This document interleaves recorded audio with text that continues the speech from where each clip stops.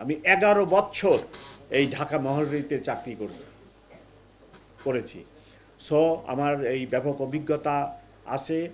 এবং যখন clean heart operation করা হয়েছিল, আপনাদের জানা আছে কিনা, সেই ক্লিন হার্ট অপারেশনের সময় আমি এই ঢাকা মহানগরীর একটা সবচেয়ে বড় এবং সবচেয়ে বেশি অপরাধ হতো এরকম একটি অপরাধ প্রবণ এলাকার ডেপুটি কমিশনারও ছিলাম।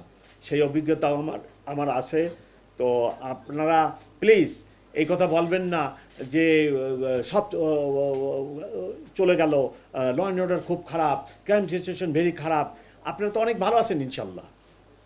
বড় বড় শহরের কথা খোঁজখবর নিই, নিউ ইয়র্কের কথা, নিউ ইয়র্কের লোকের গাড়ি আছে, বাড়ি আছে, গার্লফ্রেন্ডও আছে, এবং গার্লফ্রেন্ড নিয়ে খুনাখুনি করে প্রতি বছর কত হোমোসাইড, ওরা বলে হোমোসাইড, কত কিলিং হয় একটা পরিসংখ্যান দেন দেখি। একজন নিউ ইয়র্ক শহরে কত লোক হত্যা হয় ইয়ারলি, একটা পরিসংখ্যান দেন তো দেখি কেউ।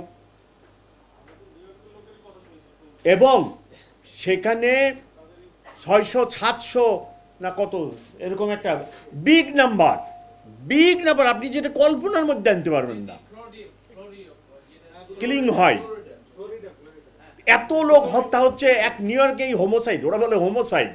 তো এই হোমোসাইড আমরাও বলি, আমাদের আইনের ভাষায় বা ল বইতে তাই লেখা আছে। কি পরিমাণ কিলিং হয় সেখানে, দারিদ্রতা নেই সেখানে, আনএমপ্লয়মেন্ট নেই সেখানে, ম্যাক্সিমাম ঘটনা হয় আপনার গার্লফ্রেন্ড বয়ফ্রেন্ড নিয়ে, অধিকাংশ ঘটনা হয়। তো ওদের হলো ওই সমস্যা, আমার আবার এই সমস্যা নেই। আমাদের এখানে সমস্যা আনএমপ্লয়মেন্ট, ওভার পপুলেশন, আপনি অনেক বিষয় আছে। আপনি আসেন এই চেয়ারে বসেন, দেখেন, তখন এটা আপনিও পাবেন। যেমন আমি নিউ মার্কেট এলাকায় গত শনিবারে গেছিলাম, সায়েন্স ল্যাব থেকে নিউ মার্কেট ক্রসিং পর্যন্ত রাস্তার দুই পাশে অর্ধেক এত বড় চওড়া রাস্তা দখল করে ফেলেছে। আমি তখন নিউ মার্কেট থানায় যে বসে খোঁজখবর নিলাম। আমি এসি ট্রাফিককে ডাকলাম, ওসিকে ডাকলাম, ডেকে কথা বললাম। আমি তো এই হুকুম দিতে পারলাম না যে ফুটপাথ থেকে শহর হকার উধাও করে দাও, একজনও বসবে না। মানবিক আমাকে তো হতে হচ্ছে। আমি তো একটা হিউম্যান বিইং। আমি কি এই লোকগুলা ফুটপাতে বসে 300, 400, 500 টাকা ইনকাম করে তার পরিবার নিয়ে আছে, আপনি রাতারাতি তাকে বলবেন গেট আউট, এখানে বসতে পারবে না। আমি কি একটা মানুষ না? অমানুষের মতো একটা হুকুম আমার পুলিশকে দিয়ে বাস্তবায়ন করে ফেলাবো? আমি কি বললাম? আমি বললাম, হুকুম দিলাম, আমাকে তাদের দিকেও তাকাতে হচ্ছে, আপনার দিকেও তাকাতে হচ্ছে। আমি বললাম যে এই হকাররা ফুটপাতে বসুক। হকারদেরকে বলেন যে সে যদি এতটুকু 6 ফিট জায়গা নিয়ে বসে বা 4 ফিট জায়গা নিয়ে বসে, ওইটাকে 2 ভাগ হবে, একজন 2 ফুট আর একজন 2 ফুট। ফুটপাতে বসুক, তাদেরও রুটি রুজির ব্যাপার আছে। আপনার আনএমপ্লয়মেন্ট বেড়ে যাবে, তখন আবার ছিনতাইকারী বেড়ে যাবে, একটার সাথে একটা রিলেটেড, গরিব দেশে যা হয় আর কি। তো আমি তাদেরকে এসি সাহেবকে নির্দেশ দিলাম।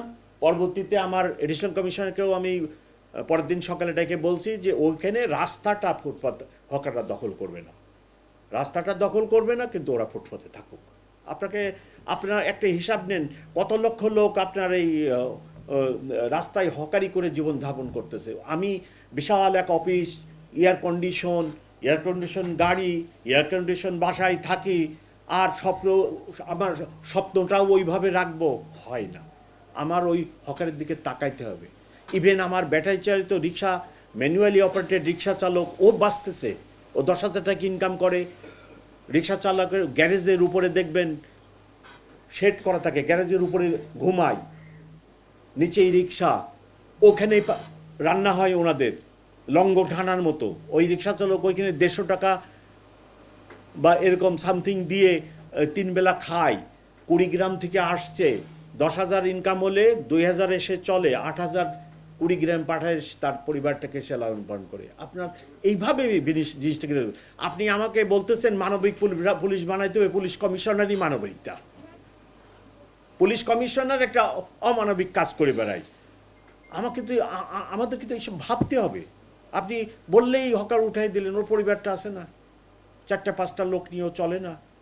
সো এই সকল বিষয়াদির ভিতরে আমাদের একটা ম্যানেজমেন্ট গড়ে তুলতে হবে, যে ম্যানেজমেন্টের মাধ্যমে যাতে আমরা সামনে আগায় যেতে পারি, ওরাও বাঁচুক, আমার গাড়িও চলুক, আপনারাও চলেন, সবাই সম্মিলিতভাবে শেয়ারিং করে কত টাকা ভালো থাকা যায়, এটাই আমার প্রচেষ্টা।